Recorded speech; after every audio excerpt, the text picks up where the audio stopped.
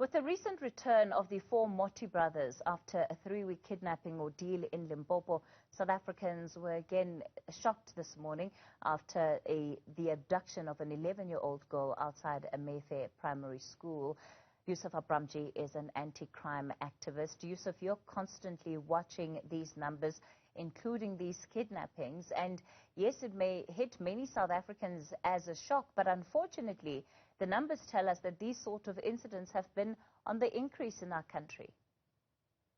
Kathy, another day, another kidnapping. Am I shocked? Yes, I'm shocked. Am I surprised? No, I'm not surprised. Why not? Because we expected and we're expecting an increase in these kidnappings because these criminals are getting away with it. The Moti case, the 4 children were released 21 days later or so. No arrests have been made. In the majority of these kidnappings, no arrests are made, and very often there's no follow-through from the South African Police Service. In Phoenix, outside Durban yesterday, there was attempted kidnapping, also of a school child. Luckily, the child started screaming and the kidnappers fled. We know that a Mozambican national, the son of a prominent businessman, was kidnapped from the East Rand in Gauteng just over a month ago. He's still missing. And then last Friday, a 28-year-old Maulana Islamic scholar was taken by 4 men outside his father's hardware store in Benoni. He is still missing. A Chinese national was taken at a shopping center in Bellville in Cape Town earlier this week. I can carry on and on. So these kidnappings are continuing, and South Africans are really now worried, and anxiety levels are at an all-time high. I don't blame the parents at that particular school in Mayfair for being anxious because the safety of their children are paramount, Kathy. Yusuf, one of the countries that almost immediately comes to mind is Nigeria, because we have seen in some parts of that country an increase in kidnappings either by gangs or bandits that will be claiming some form of ransom from the families of those that they have kidnapped. But it's been allowed to take place for so long that the government is now unable to actually control it. Do you think that South Africa is going to find itself in that kind of position? Because yes, we're talking one incident there, another in a different part of the country, but can it well escalate to us seeing groups of people then begin to be kidnapped as well?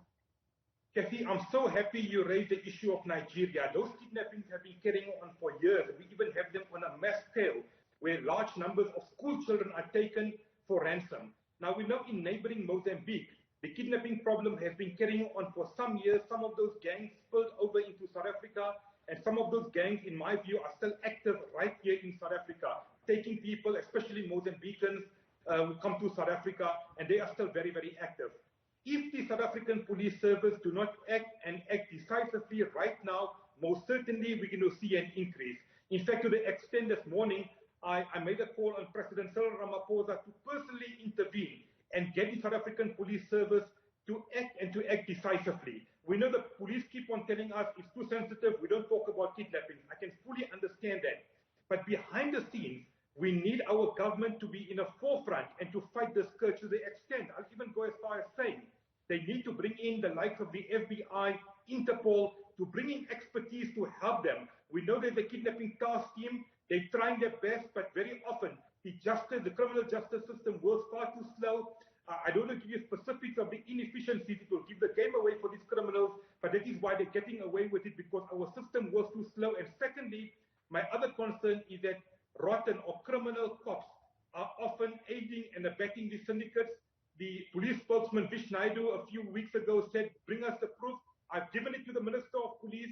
Some arrests have been made. The other criminals are walking free, and very little is being done. No wonder we're seeing these kidnappings escalating.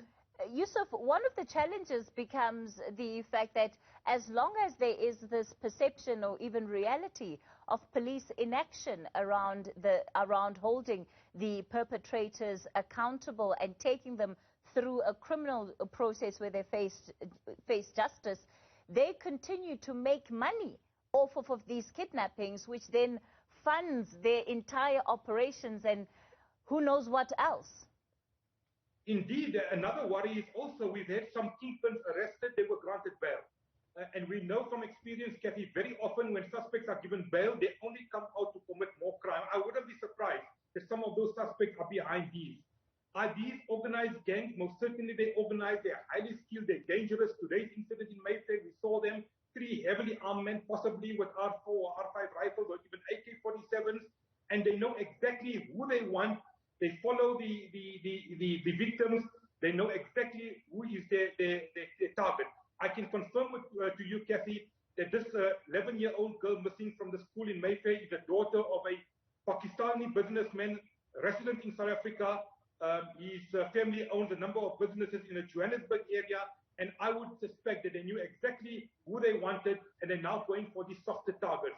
Are we going to see an increase? Most certainly, and I don't know what action we as ordinary citizens can take. My only call is on the government and the South African Police Service specifically to really get their act together, to make this crime an urgent priority, and to bring in the skills and expertise, even if it means from the private sector, to help them and to get to the bottom of these criminal kidnapping syndicates. Yusuf Abramjee, let's leave it there for this evening. Anti-crime activist on the issue of kidnappings that have been taking place in the country, particularly child kidnapping.